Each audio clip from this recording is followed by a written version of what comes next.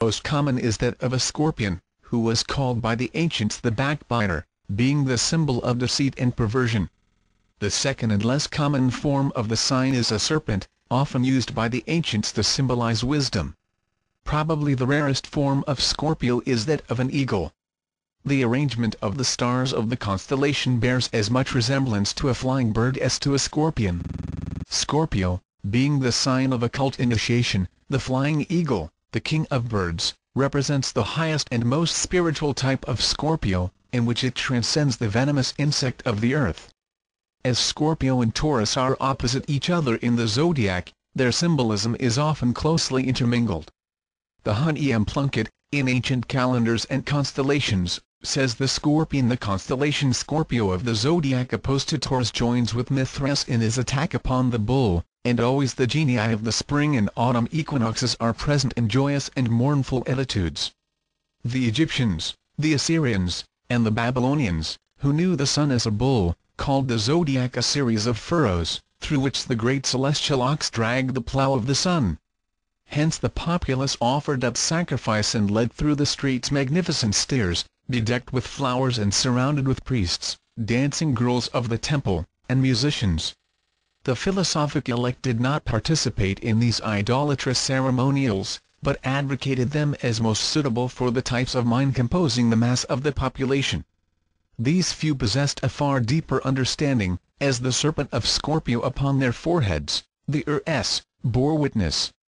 The sun is often symbolized with its rays in the form of a shaggy mane.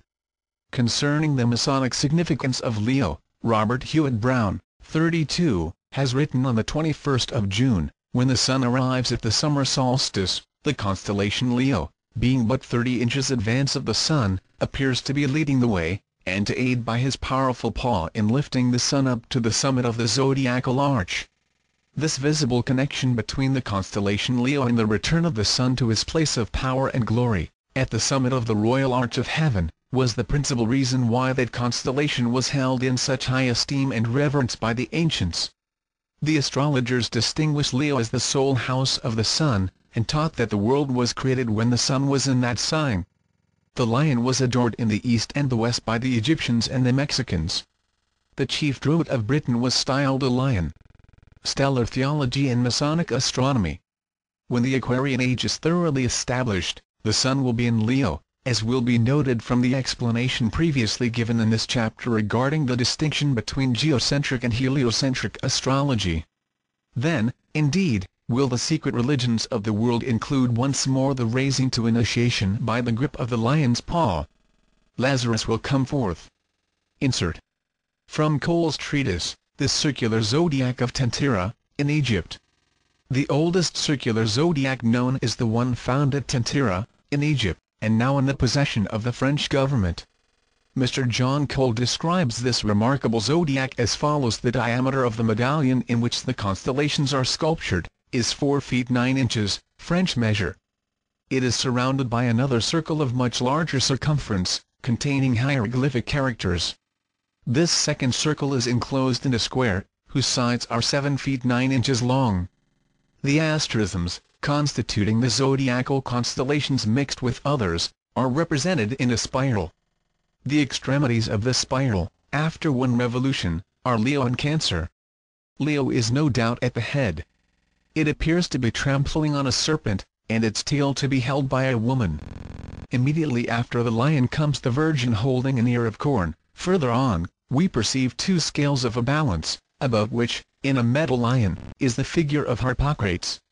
Then follows the Scorpion and Sagittarius, to whom the Egyptians gave wings, and 2 faces. After Sagittarius are successively placed, Capricornus, Aquarius, Pisces, the Ram, the Bull, and the Twins. The zodiacal procession is, as we have already observed, terminated by Cancer, the Crab. Continued. The antiquity of the zodiac is much in dispute. To contend that it originated but a mere few thousand years before the Christian era is a colossal mistake on the part of those who have sought to compile data concerning its origin. the zodiac necessarily must be ancient enough to go backward to that period when its signs and symbols coincided exactly with the positions of the constellations whose various creatures in their natural functions exemplified the outstanding features of the sun's activity during each of the 12 months. One author, after many years of deep study on the subject, believed man's concept of the zodiac to be at least 5 million years old. In all probability it is one of the many things for which the modern world is indebted to the Atlantean or the Lemurian civilizations. About 10,000 years before the Christian era there was a period of many ages when knowledge of every kind was suppressed, tablets destroyed, monuments torn down, and every vestige of available material concerning previous civilizations completely obliterated. Only a few copper knives, some arrowheads, and crude carvings on the walls of caves bear mute witness of those civilizations which preceded this age of destruction. Here and there a few gigantic structures have remained which, like the strange monoliths on Easter Island, are evidence of lost arts and sciences and lost races. The human race is exceedingly old. Modern science counts its age in tens of thousands of years. Occultism, in tens of millions. There is an old saying that Mother Earth has shaken many civilizations from her back, and it is not beyond reason that the principles of astrology and astronomy were evolved millions of years before the first white man appeared. The occultists of the ancient world had a most remarkable understanding of the principle of evolution. They recognized all life as being in various stages of becoming. They believed that grains of sand were in the process of becoming human in consciousness but not necessarily in form. That human creatures were in the process of becoming planets. That planets were in the process of becoming solar systems. And that solar systems were in the process of becoming cosmic chains. And so on ad infinitum. One of the stages between the solar system and the cosmic chain was called the zodiac. Therefore they taught that at a certain time a solar system breaks up into a zodiac. The house of the zodiac become the thrones for 12 celestial hierarchies, or as certain of the ancients state, 10 divine orders.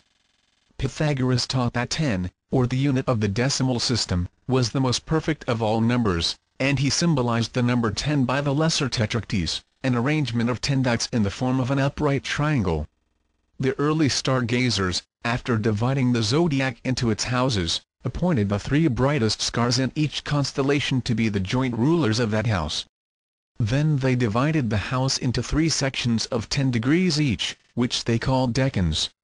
These, in turn, were divided in half, resulting in the breaking up of the zodiac into 72 duodecans of 5 degrees each. Over each of these duodecans the Hebrews placed a celestial intelligence, or angel, and from this system has resulted the Kabbalistic arrangement of the 72 sacred names, which correspond to the 72 flowers, knops, and almonds upon the 7-branched candlestick of the tabernacle, and the 72 men who were chosen from the 12 tribes to represent Israel. The only 2 signs not already mentioned are Gemini and Sagittarius. The constellation of Gemini is generally represented as 2 small children, who, according to the ancients, were born out of eggs, possibly the ones that the bull broke with his horns. The stories concerning Castor and Pollux, and Romulus and Remus, may be the result of amplifying the myths of these celestial twins. The symbols of Gemini have passed through many modifications. The one used by the Arabians was the peacock. 2 of the important stars in the constellation of Gemini still bear the names of Castor and Pollux. The sign of Gemini is supposed to have been the patron of phallic worship, and the 2 obelisks, or pillars, in front of temples and churches convey the same symbolism as the twins. The sign of Sagittarius consists of what the ancient Greeks called a centaur, a composite creature, the lower half of whose body was in the form of a horse, while the upper half was human. The centaur is generally shown with a bow and arrow in his hands, aiming a shaft far off into the stars. Hence Sagittarius stands for 2 distinct principles. First, it represents the spiritual evolution of man, for the human form is rising from the body of the beast. Secondly, it is the symbol of aspiration and ambition, for as the centaur aims his arrow at the stars, so every human creature aims at a higher mark than he can reach. Albert Churchward, in the signs and symbols of primordial man, sums up the influence of the zodiac upon religious symbolism in the following words. The division here is in 12 parts, the 12 signs of the zodiac, 12 tribes of Israel, 12 gates of heaven mentioned in Revelation, and 12 entrances or portals to be passed through in the Great Pyramid, before finally reaching the highest degree